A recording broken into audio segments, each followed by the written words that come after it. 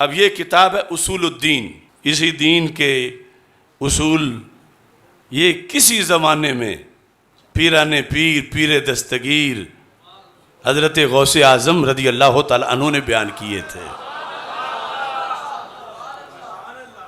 پیر تو ایسے ہوا کرتے تھے، اب کتنے ہیں آج؟ سارے ایسے نہیں، کتنے ہیں جو قادری بھی کہلواتے ہیں اور ساتھ یزیدیت بھی پھیلاتے ہیں، گیلانی کہلوا کر ساتھ کام غوث پاک کے خلاف کرتے ہیں۔ اور ہمارا جرم یہی ہے کہ یہ گستاخ ہے۔ کیوں؟ میں آئینہ دکھاتا ہوں کہ میں ان کی نسل سے تو نہیں، میں ان کی نسل کے غلاموں کے غلاموں کے غلاموں کا بھی غلام ہوں، مگر یہ حق تو مجھے میرے اللہ نے دیا ہے کہ میں ان کا فرمان لوگوں کو بتاؤں۔ آج کہتے ہیں سنی شیعہ بھائی بھائی، غوث پاک سے تو پوچھو کہ جسے تو بھائی کہتا ہے طاہر القادری، یہ اسے کیا کہتے ہیں؟ طاہر القادری نے کہا تھا نا جنگ میں جا کر ان کے امام باڑے میں کہ میں آج تمہیں ملانے آیا ہوں، جو ملا ملونٹا آ کے کہے کہ تم دو ہو اسے دو کر دو۔ یہ ریکارڈ پر ہے۔ غوث پاک کہتے ہیں دو ہیں، وہ کہتا ہے ایک ہے سنی شیعہ، اور پھر کہتا ہے میں قادری ہوں۔ تو پھر کشک والے کاف والا تو ہو سکتا ہے، دو نقطوں والے کاف والا نہیں ہو سکتا۔ آپ نے فرمایا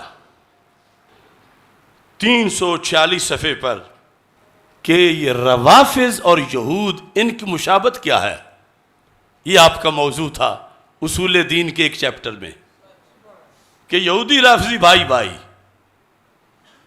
یہ غوث پاک نے اس وقت بتایا، دلیلیں دی۔ کیسے؟ کہتے ہیں کہ وَالْيَهُودُ لَا تَرَى عَلَى النِّسَاءِ عِدَّةً وَقَدَ الرَّافِضَةِ، یہودیوں کے نزدیک عورت جب ایک مرد کے نکاح سے نکل جائے تو اس کی عدت نہیں ہوتی۔ ہمارے ہاں تو عدت ہوتی ہے نا، طلاق کے بعد عدت ہے اور اس کی حکمتیں ہیں۔ تو غوث پاک کہتے ہیں قدر رافضہ، جیسے یہود عورت کی عدت نہیں مانتے ایسے روافض بھی عورت کی عدت نہیں مانتے۔ آپ فرماتے ہیں وَالْيَهُودُ حَرَّفُوا التَّوْرَاتِ، یہود نے تورات کی تحریف کی، آیتیں بیچیں۔ وَقَدَ الرَّافِضَ حَرَّفُوا الْقُرْآنَ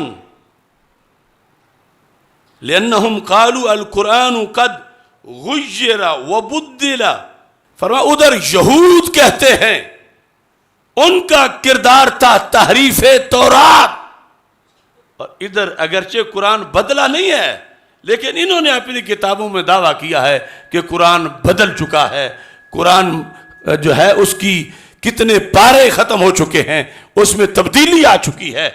جیسے وہ یہود اپنی کتاب کی تبدیلی کے قائل ہیں اور کیا انہوں نے، ایسے ہی یہ بھی ہیں۔ تیسری وَالْيَهُودُ يُبْغِضُونَ جِبْرِيلَ وَتَقُولُ هُوَ عَدُوٌّ مِنَ الْمَلَائِكَةِ، یہودیوں کی جبریل سے نہیں بنتی، حضرت جبریل علیہ السلام سے۔ وہ کہتے ہیں یہ فرشتوں میں سے ہمارا دشمن ہے۔ فرمایا وہی بات ان میں بھی پائی جاتی ہے۔ رافض کہتے ہیں معاذ اللہ کہ سارا فرار جبریل نے کیا، واحد تو تھی مولا علی رضی اللہ تعالیٰ عنہ کی، اور یہ حضرت محمد صلی اللہ علیہ وسلم پہ لے گیا۔ غوث پاک کہتے ہیں، یہود کہتے ہیں لا تصلح الامام لرجل من آل داؤد، یہود کہتے ہیں امام، خلیفہ، امامت ہمیشہ نبی کے بعد ان کی آل میں رہے گی، اس واسطے وہ کہتے ہیں کہ آل داؤد میں ہی ہمیشہ کے لیے امامت رہے گی۔ یہ یہود کا نظریہ تھا۔